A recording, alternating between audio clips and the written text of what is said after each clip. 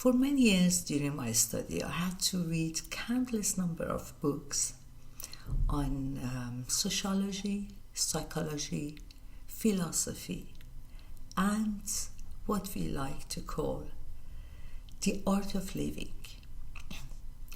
In recent time, this landscape even expanded more. When you go to the bookshop, it's filled with hundreds of thousands of books on mindfulness, meditation, manifestation, and mysterious title, Power of Now.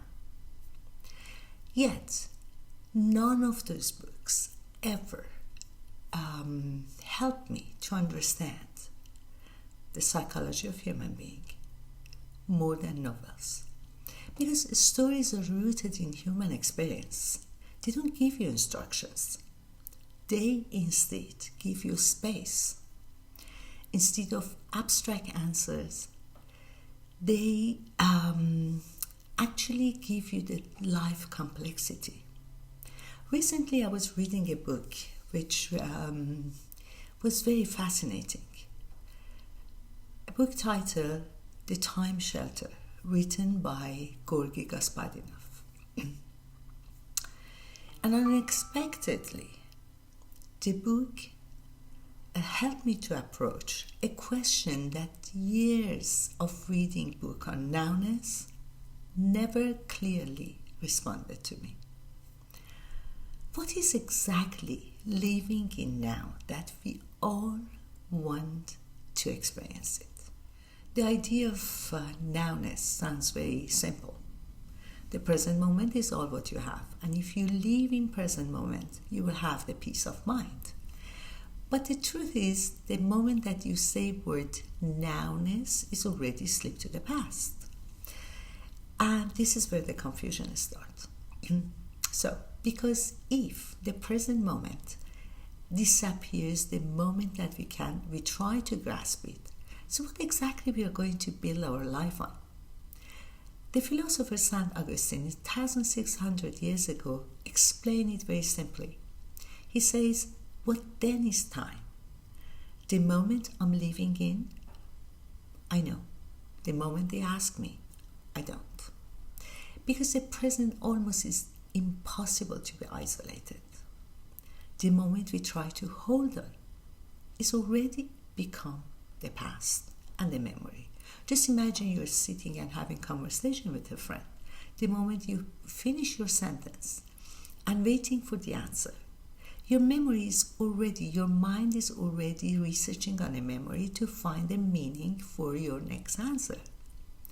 In Time Shelter, Gospodinov built entire story around this idea. People retreat in a carefully constructed decade of the past as a refuge. And perhaps this story resonates because it reflects some very deep meaning about human mind. We do not experience life as a series of isolated moments. We experience it as memory, narrative, and meaning. Novels and stories help us to move through the different layers of a life complexity in a way that self-help book instructions cannot. But if we look more closely, the confusion of nowness starts originally not from philosophy, but it comes from certain ideas that move from spirituality into the modern life. In tradition Zen and Buddhism, the present moment was never meant to be productivity tool. In a sense, it was a kind of discipline of attention. Zen practitioners do not create or escape or erase memories. They instead observe it without judging it or try to give a meaning to it. But such a practice exists only in a certain environment. Is structured around silence, routine, meditation, deliberately separate many of the present pressure of the ordinary life that we have to face every day. When the concept of nowness leaves the monastery and enter in our daily life, our job, responsibilities, families, it often turns to something completely unrealistic. The moment language enters in the picture, memory enters with it. And if we remove the memory entirely, another question immediately appears. What exactly we are going to build our life on? Let's go back to Eckhart Tolle. When he talks about and he describes his awakening moment, he always referred to his past, to psychological suffering, his childhood, and the memory of trauma that he had. In other hands, the present moment become meaningful not by erasing the past, but by interpreting it. We do not construct meaning over a series of isolated moments. We construct it through stories that connect those moments together. That's what exactly why the novel Time Shelter resonates deeply with this meaning, because it reminds us that memory is not something that we escape from, but is something that we create meaning out of it. It also reminds us that memory is a material from which we build our future. Modern neuroscience support this view, because the brain does not operate through present at all. It constructs and constantly moves through 3 dimensions: memory of the past, perception of present, and prediction of future. That's why we call it prediction machine. And it uses past experience, anticipating what will happen next, a concept that is known in psychology as a predictive processing. The truth is, our brain doesn't have a file cabinet named present. Suffering and pain are very human experience, and yet memory has an interesting quality. Over time,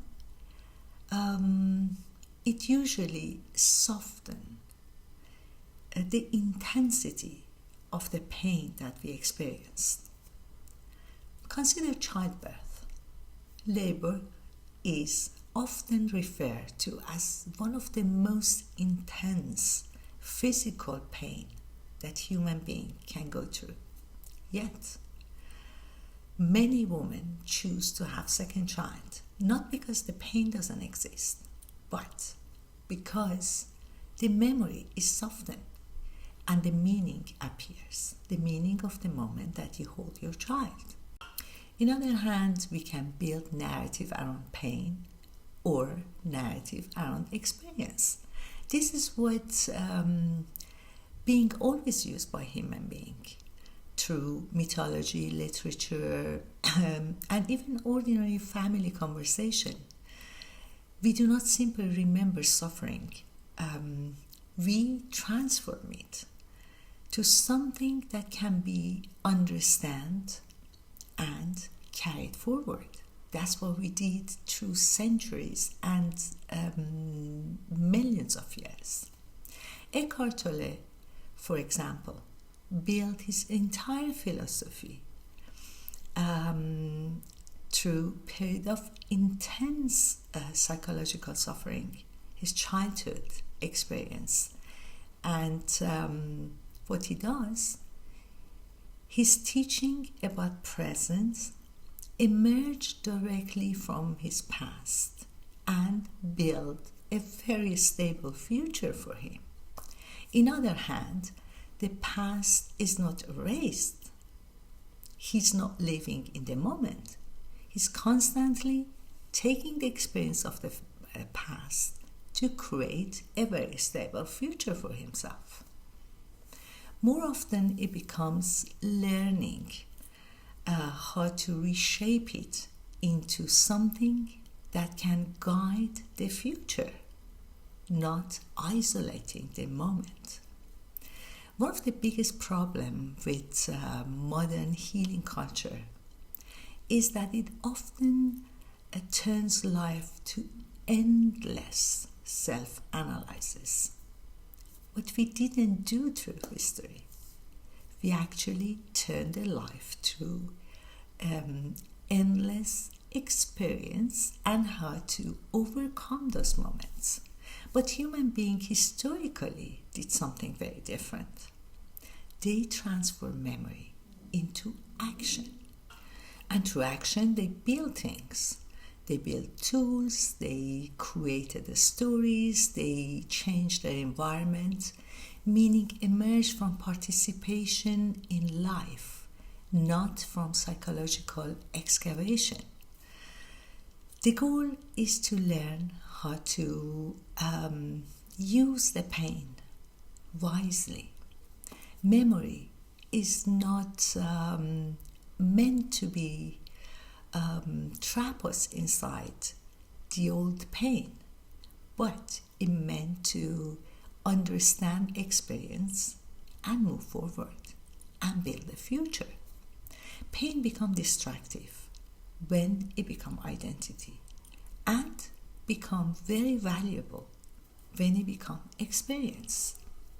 The difference is subtle but very important. One keeps us turning and cycling the same wound constantly, and the other allows us to extract something meaningful out of it.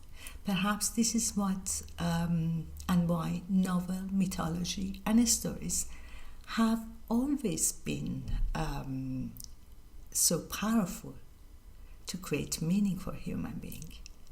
They do not erase the past, they transform it into meaning. And maybe the real challenge is not to learn how to live in an isolated moment. The challenge is that healing was never escaping from the past. It was about learning how to carry it instead of letting the pain carry you. So here we are. And if this idea resonates with you, please subscribe and comment or share it with someone. And let me know which period of your life, if you have to live in a time shelter, you're going to choose. You can ask this idea also from me. And I'm going to leave the link to the book, and I suggest you to read it. It's very interesting. See you the next time. Goodbye for now.